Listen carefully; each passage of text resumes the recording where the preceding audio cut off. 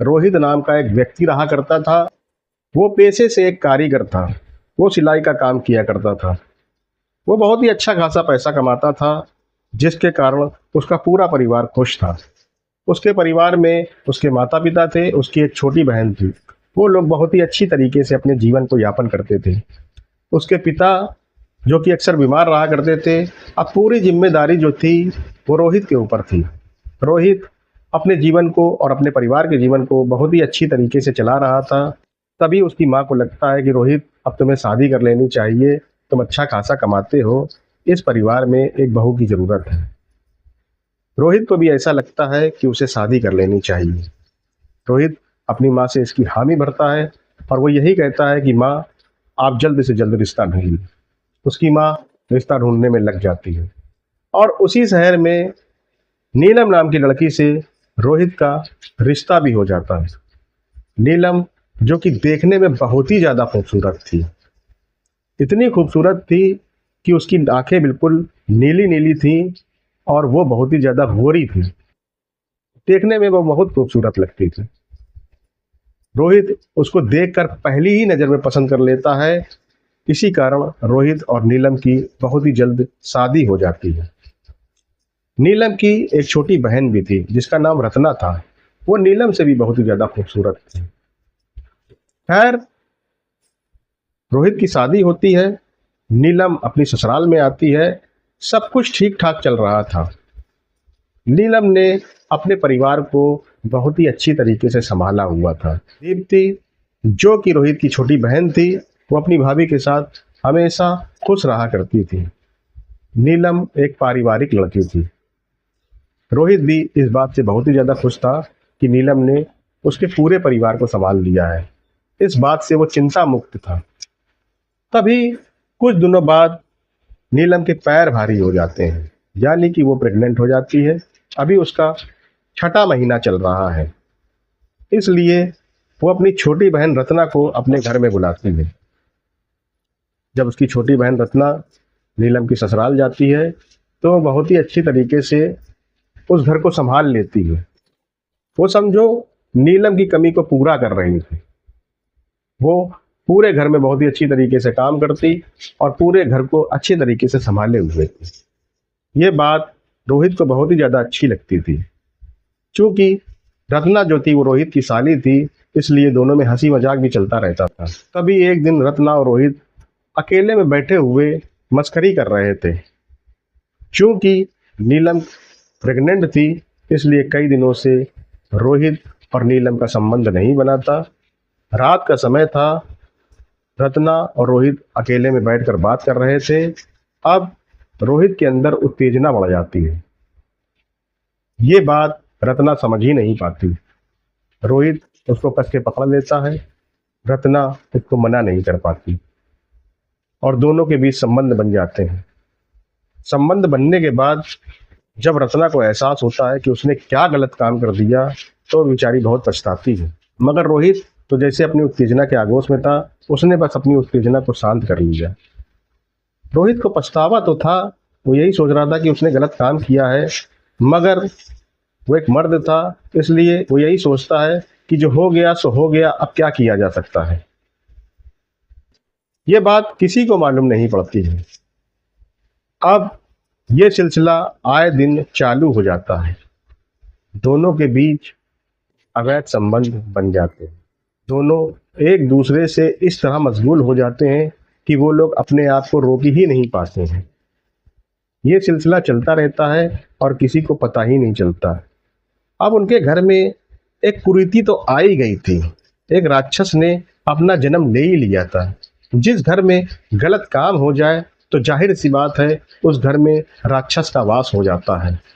और रोहित के घर में राक्षस का वास हो गया था। उसके घर में इस तरह राक्षस का वास हुआ कि उसकी पत्नी नीलम ने एक मृत बच्चे को जन्म दिया। इस बात को लेकर रोहित बहुत ही ज्यादा दुखी था। कुछ दिनों बाद, जो कि उसके पिता बीमार रहा करते थे, उनकी भी मृत्यु हो गई। रोहित इस बात को समझ ही नहीं पा रहा था कि उसके साथ क्या हो रहा है, क्योंकि उसने किया तो गलत काम ही था। अब रिश्तों को तार तार कर देने वाला कृत्य गलत ही होता है। रत्ना जो कि रोहित की साली थी, उसको इस तरह का काम नहीं करना चाहिए था, ना ही रत्ना को उस तरह का काम करना चाहिए था, मगर दोनों ने गलती कर दी थी। खैर, नीलम ने एक मृत बच्चे को जन्म दिया। उसके घर में अशांति फैल चुकी थी, उसके घर की सारी खुशियां चली गई थी। अब रोहित के घर में रोहित की माँ और रोहित की बहन और रोहित स्वयं और उसकी पत्नी रह गए थे। दिनों बाद रोहित अपनी बहन की शादी करता है। शादी के बाद रोहित की बहन दीप्ति के साथ ससुराल में इतना अत्याचार होता है कि वो फांसी लगाने पे मजबूर हो जाती है। इसलिए रोहित की बहन दीप्ति की भी मृत्यु हो जाती है। रोहित बहुत ही असमंजस में फंस जाता है कि मेरे घर को क्या हो गया। वो समझ ही नहीं पा रहा था कि उसके घर में राक्षस ने जन्म ले लिया है। उसके घर में एक राक्षस ने जन्म ले लिया था, क्योंकि रोहित के मन में जो ख्याल आए थे, जो रोहित से अपराध हुए थे, वो इस बात को समझ ही नहीं पा रहा था। एक दिन यही बात वो अपने एक दोस्त से बताता है। राजीव, जो कि रोहित का बहुत ही अच्छा दोस्त था, वो सब बातें बताता है कि मेरे घर में पहले बहुत खुशियां थी, अब ये सब काम हो गया है, मैं क्या करूं। रोहित, जो कि ये बात नहीं जानता था कि उससे गलती हुई है, वो इस बात को नज़रअंदाज कर रहा था। मगर राजीव जब ये पूछता है कि तुमने कोई ऐसी गलती तो नहीं करी है जिसके कारण ये सब हो रहा है, तभी रोहित एहसास करता है और उसको उस गलती के बारे में बताता है। तो राजीव, जो कि उसका बहुत ही अच्छा दोस्त था, वो उससे कहता है कि देखो, तुमसे गलती तो हुई है, तुमने जाने अनजाने जो भी काम किया है वो तुमसे बहुत बड़ी गलती हुई है, इसकी तुम्हें भगवान से माफ़ी मांगनी चाहिए। जब तुम्हारे पास तुम्हारी इतनी अच्छी पत्नी थी, तो तुम्हें कभी भी किसी भी औरत को उस नज़र से नहीं देखना चाहिए था, और तुमने गलती कर दी। जवानी के बहकावे में रत्ना ने भी आकर इस प्रकार की गलती कर दी। दोनों को जाकर भगवान से माफ़ी मांगनी चाहिए। एक दिन रोहित रत्ना के पास जाता है, रत्ना से उस बात की माफ़ी मांगता है। रत्ना भी उस बात को समझती है, कहती है हम लोगों ने जो गलती कर दी, इसी कारण आपके घर में भी बहुत ही ज़्यादा अशांति फैली हुई है और मेरी भी कहीं शादी नहीं लग रही है। आप एक अच्छे इंसान थे, मैं भी एक अच्छी लड़की थी, मगर हम लोग बहक गए और हम लोग ने ऐसी ऐसी गलती कर दी, इसलिए ये सब हो रहा है। मैं नहीं चाहती कि कोई भी इस बात को जानकर दुखी हो। आपने अपने दोस्त को ये बात बता दी, उससे ये कहिएगा कि इस बात को वो अपने पास ही तक रखे।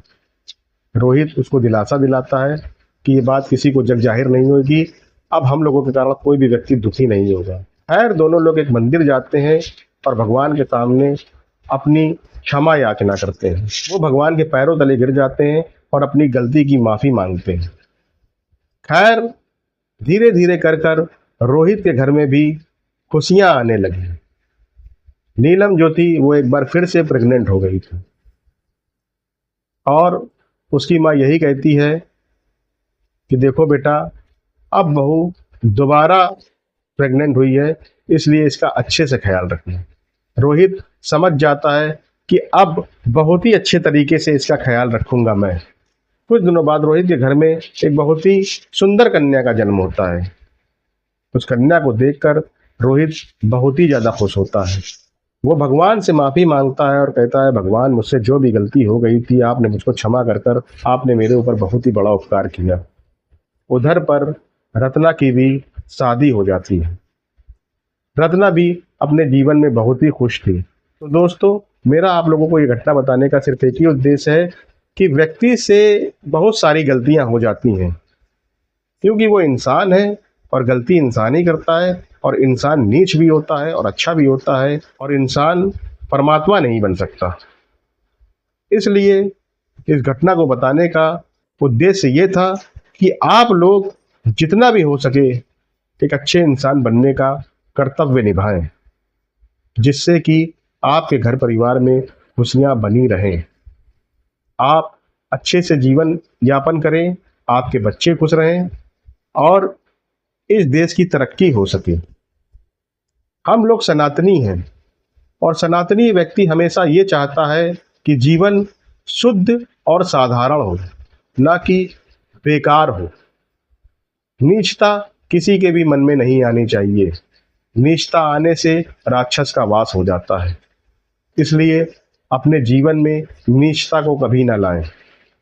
तो दोस्तों, अंत में मैं आप लोगों से विदा लेते हुए बस एक ही बात कहना चाहूँगा कि मेरे चैनल को सब्सक्राइब कर दें और मेरे वीडियो को लाइक और शेयर करें, जिससे मेरा उत्साह बढ़ता रहे। नमस्कार, जय हिंद।